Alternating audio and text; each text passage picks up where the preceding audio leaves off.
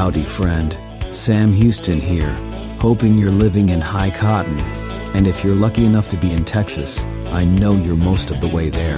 Now enjoy your daily dose of Texas history and Texas pride. Well, howdy friend, welcome back to the Feed Bandit podcast and your Texas History Roundup for August 18th. In 1813, the Battle of Medina was fought between the filibustering forces of the Gutierrez-McGee expedition under General Jose Alvarez de Toledo and a Spanish royalist under General Joaquin de Arredondo. The expedition had captured San Antonio 4 months earlier and declared independence for Texas.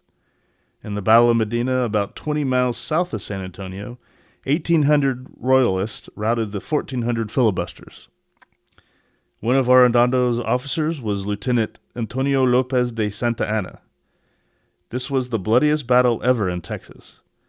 In the following days, Arredondo took revenge on Republicans in San Antonio, executing 327 leaders and supporters and displaying the heads of some of the leaders of the city. This brought an end to the first Republican movement in Texas. Didn't know Santa Anna was part of that. All right, in 1824, the Mexican Congress passed a national colonization law, which along with the March 25, 1825, state law of Coahuila y Texas, became the basis for all colonization contracts in Texas, except for Stephen F. Austin's first agreement, which was grandfathered. In 1841, the Houstonian reported that presidential aspirants Sam Houston and David G. Burnett might be involved in a duel. Houston had called Burnett a Wetumpka, which is Cherokee for hog thief.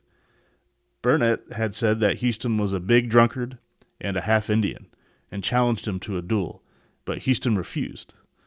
Several years later, while in the U.S. Senate, Houston said he had declined 24 challenges from opponents over his career. After wounding General William White in a duel in Tennessee in 1827, Houston stated his opposition to such affairs of honor and never accepted a challenge in Texas. In 1894, Travis Blanton was born in Waco. He became one of the most respected fashion designers in Hollywood during its golden age from the late 1920s through 1950, and is credited for starting the Paramount look. Stars for whom he designed included Tallulah Bankhead, Ida Lupino, Marlene Dietrich, Greta Garbo, and Joan Crawford, and many of the films on which he worked are considered classics. Blanton died on February 2, 1958.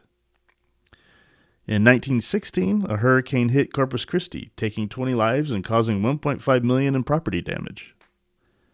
And finally, in 1920, the 19th Amendment to the U.S. Constitution, which allowed women to vote, was ratified when the requisite number of states voted for it.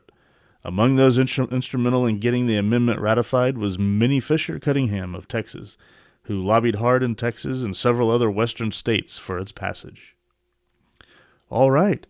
I hope you found that of interest on this Texas History Roundup for August 18th.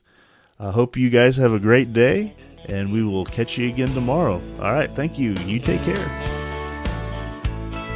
Well, there you have it. If you like our podcast, check us out at feedbandit.com. There you'll find awesome Texas First outdoors gear and apparel.